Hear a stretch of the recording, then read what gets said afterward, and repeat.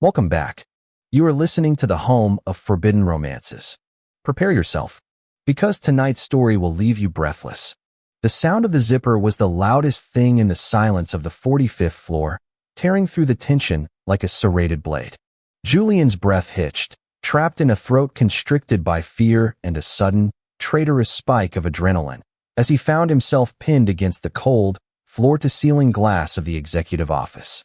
The sprawling, neon-drenched skyline of Neoviridia lay dizzyingly far below, indifferent to his plight, while the man pressing him against the pane was anything but.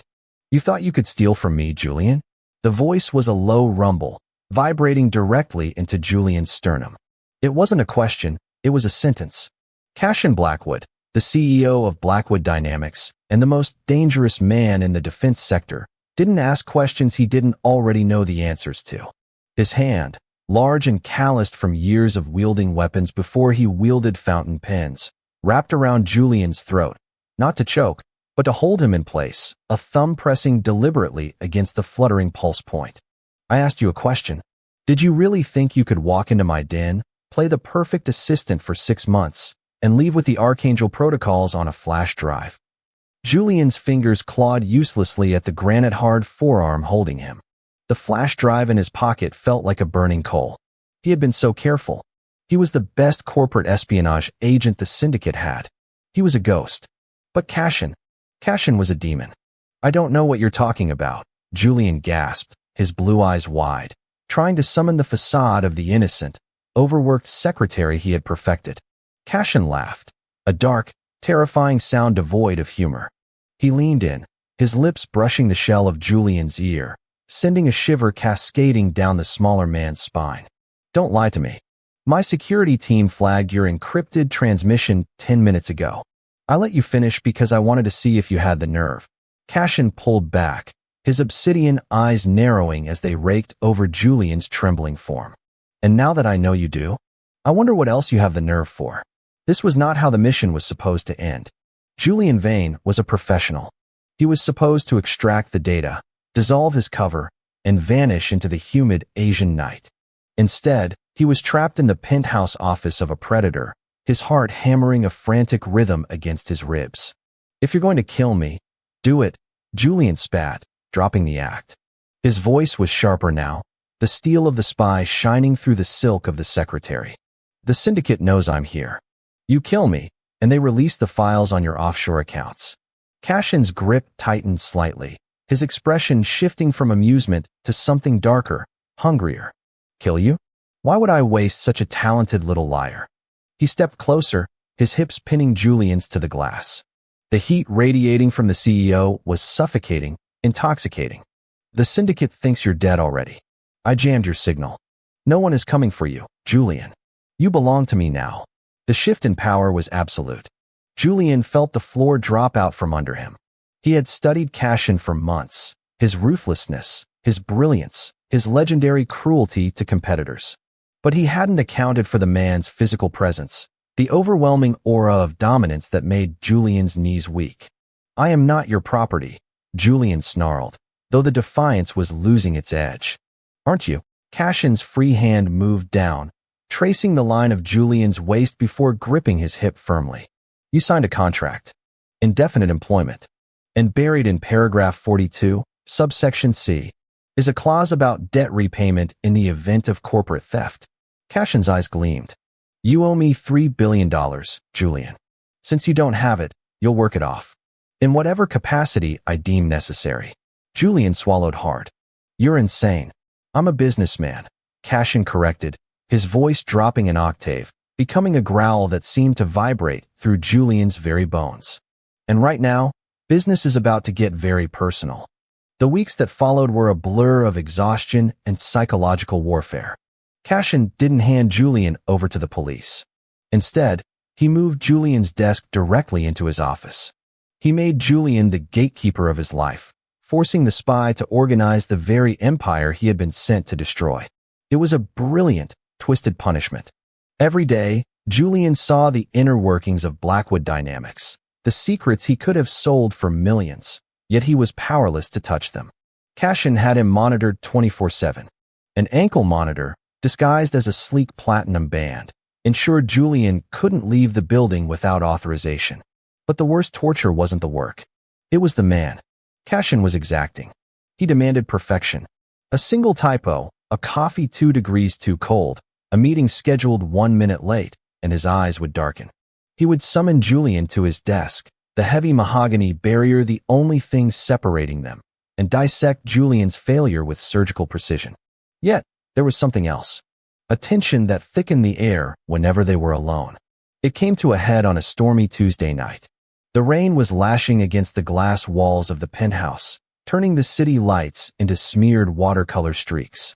They were working late on the merger with the choreo group.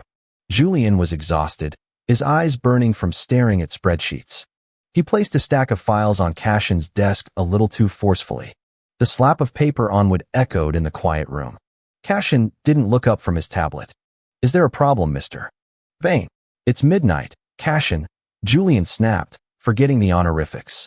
"We've been at this for 16 hours. I'm human, even if you aren't." Cashin slowly lowered the tablet.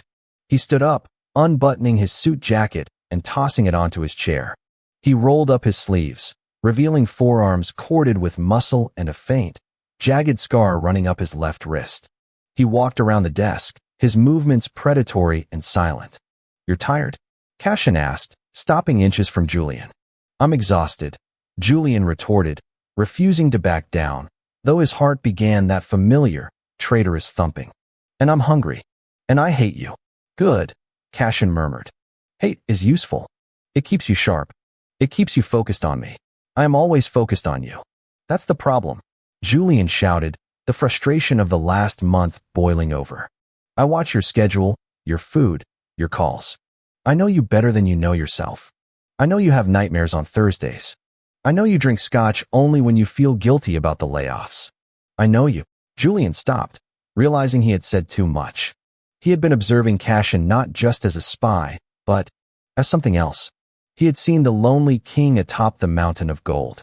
Cashin's expression softened imperceptibly, then hardened again, a mask of iron slamming down. He reached out, grabbing Julian's tie and yanking him forward until their chests collided. "You watch me," Cashin whispered. "Then you know what I want right now." Julian's breath hitched. "I don't." "Liar." Cashin backed him up until Julian's legs hit the edge of the desk. With a swift shove, he pushed Julian back, forcing him to sit on the mahogany surface, scattering papers worth millions of dollars. Cashin stepped between Julian's spread legs, his hands planting firmly on the desk on either side of Julian's hips, trapping him. "You challenge me at every turn," Cashin growled. "You defy me with your eyes while your body betrays you. You think I haven't noticed how you flush when I catch you staring? How your breath catches when I walk into the room? It's fear," Julian lied, gripping the edge of the desk so hard his knuckles turned white. "Is it?" Cashin leaned down, his mouth hovering over Julian's. "Prove it." He kissed him. It wasn't gentle. It was a collision, a claiming. Cashin kissed him like he was searching for a weapon concealed in Julian's mouth. It was bruising and hot and tasted of scotch and suppressed desire. Julian froze for a second, his mind screaming at him to push the man away, to fight. This was the enemy. This was the target. But his body didn't listen. His hands flew up, not to push, but to pull. He grabbed Cashin's hair, dragging him closer, opening his mouth to the invasion. A groan vibrated in Cashin's chest, a low, animalistic sound that set Julian's blood on fire. Cashin broke the kiss, gasping, his eyes blown wide and black with lust. He stared down at Julian, seeing the swollen lips, the flushed cheeks.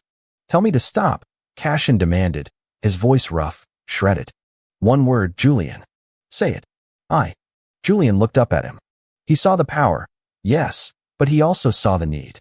The desperate hunger of a man who had everything but possessed nothing. "Don't stop." The permission snapped the last thread of Cashin's control. He gripped Julian's thighs, hiking them higher around his waist. "Then hold on." The encounter was a blur of sensation.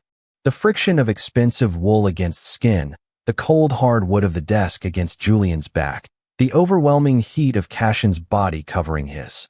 It was a power struggle translated into the language of bodies. Cashin was demanding, unrelenting.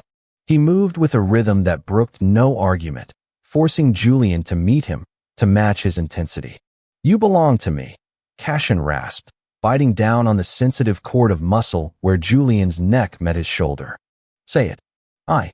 Julian gasped, his head thrown back, lost in the haze of pleasure and pain. "I belong to you." "Louder," Cashin commanded, his movements becoming more urgent, harder. "Scream it for me, Julian. Let the whole damn city hear who owns you." And Julian did. He cried out, his voice echoing in the vast, empty office, shattering his pride and rebuilding it into something new. Something that belonged to Cashin Blackwood. The dynamic shifted after that night. They were no longer just boss and assistant, nor captor and captive. They were something volatile and undefined. They still fought, vicious verbal spars over strategy and ethics, but the underlying venom was gone, replaced by a simmering heat. However, the world outside the glass tower was not so content to let them be. The syndicate was not happy about their missing agent. They assumed Julian had turned, or been captured. They decided to liquidate the asset. It happened during the annual defense gala. The ballroom was a sea of black ties and designer gowns. Julian stood by Cashin's side, alert, scanning the crowd. He wasn't wearing his usual gray office suit. Cashin had dressed him in midnight blue velvet, a subtle claim of ownership. "Relax," Cashin murmured, taking a sip of champagne. "You look like you're waiting for a bomb to go off." "With my former employers, a bomb is the polite option," Julian muttered, his eyes darting toward the exits. "I have security covering every inch of this place. No one gets near you." Cashin's hand briefly touched the small of Julian's back, a grounding weight. "It's not me I'm worried about," Julian admitted softly. Cashin looked at him, surprised. Before he could speak, the lights flickered. It was subtle, a half-second dip in the voltage. To the guests, it was nothing. To a spy, it was a signal. The security grid had been bypassed. "Cashin, move." Julian shoved the CEO hard. Cashin stumbled back, just as the heavy crystal chandelier above them detached from the ceiling. It crashed into the marble floor with the sound of a bomb exploding, shards of glass flying like shrapnel. Screams erupted. The crowd surged in panic. In the chaos, 3 figures in waiter uniforms moved against the tide, suppressors raised. Julian didn't think. He didn't calculate. He acted. He drew the ceramic pistol he had concealed in his waistband, a breach of his parole that Cashin had conveniently ignored, and fired. 2 shots, 2 targets down. The third assassin pivoted, aiming not at Julian, but at Cashin, who was still recovering from the shove. There was no time to shoot. Julian threw himself across the gap, tackling Cashin to the floor just as the third gun spit fire. A burning sledgehammer hit Julian's shoulder. The impact spun him around, and he collapsed onto the cold floor, his vision swimming. "Julian." Cashin's voice was a roar of pure terror. Through the haze, Julian saw Cashin rise. The CEO didn't look like a businessman anymore. He looked like the god of war. He picked up the gun Julian had dropped. The assassin tried to re-aim, but he was too slow. Cashin fired once, a clean shot between the eyes. Then, the world tilted as Cashin was on his knees beside him. Hands were pressing on his shoulder, warm and sticky with blood. "You idiot," Cashin hissed, his face pale, his composure shattered. "You absolute idiot. Why did you do that?" Julian coughed, tasting copper. He looked up at the man who had held him captive, the man he was supposed to destroy. "Contract. Paragraph 42. He wheezed, a faint smile touching his lips. "Protecting company assets." Cashin let out a choked sound, half laugh, half sob. He scooped Julian up into his arms, ignoring the screams of the crowd and the approaching sirens. "The contract is void," he growled, holding Julian tight against his chest. "You're not an asset. You're mine. And I don't let what's mine break." The recovery was slow.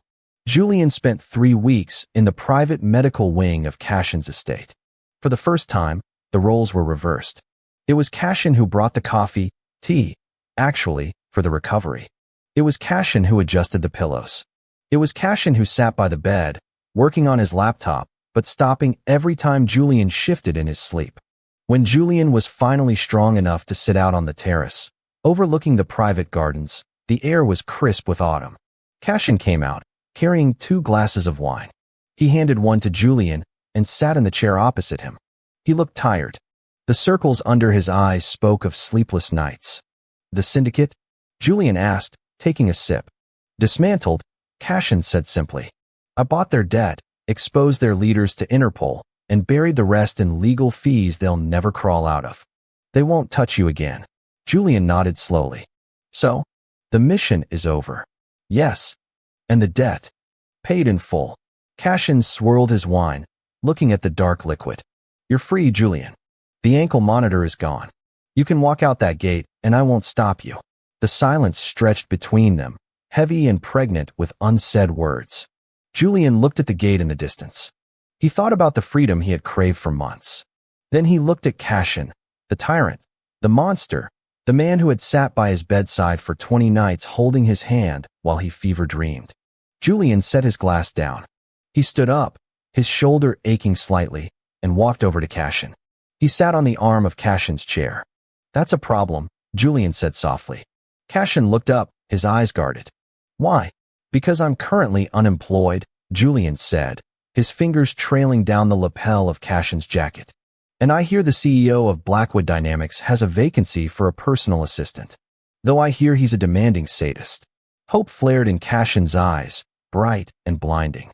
He reached out, wrapping an arm around Julian's waist, pulling him down into his lap. "He is," Cashin warned, his voice dropping to that familiar, dangerous growl. "He'll work you to the bone. He'll demand everything you have. He'll never let you go." Julian leaned in, his lips brushing against Cashin's. "Good. Because I'm not planning on going anywhere." Cashin's hand tangled in Julian's hair, pulling his head back to expose his throat. "Then scream for me, Julian," he whispered against the skin. "Tell me you're staying." "I'm staying," Julian breathed, surrendering to the kiss, and to the man who had stolen his freedom only to give him a home. And that is how the viper tamed the wolf. If you enjoyed seeing Julian finally take his place by Cashin's side, destroy that like button. And tell me in the comments, would you forgive a man who held you captive if he burned the world down to save you? I'll be reading your answers. Subscribe for the next chapter. Until then, prompt image. Prompt. Masterpiece. Best quality. High-res. 1.2. Korean manhwa style. Semi-realistic. Digital art. 2 men. BL. Yaoi. Man 1. Cashin. Tall. Muscular build. Sharp jawline. Black hair slicked back. Piercing dark eyes. Wearing unbuttoned white dress shirt with rolled sleeves. Loosening tie. Dominant expression. Leaning over desk. Man 2. Julian. Slim but toned. Messy brown hair. Flushed face. Blue eyes. Biting lip. Wearing disheveled gray suit vest and white shirt. Sitting on top of mahogany. Executive desk. Leaning back on hands. Looking up submissively. Background is high-tech penthouse office at night. Rain on floor-to-ceiling glass windows. City skyline lights with bokeh effect. Scattered papers on desk. Dramatic moody lighting. Cinematic composition. Sharp focus. Intricate details.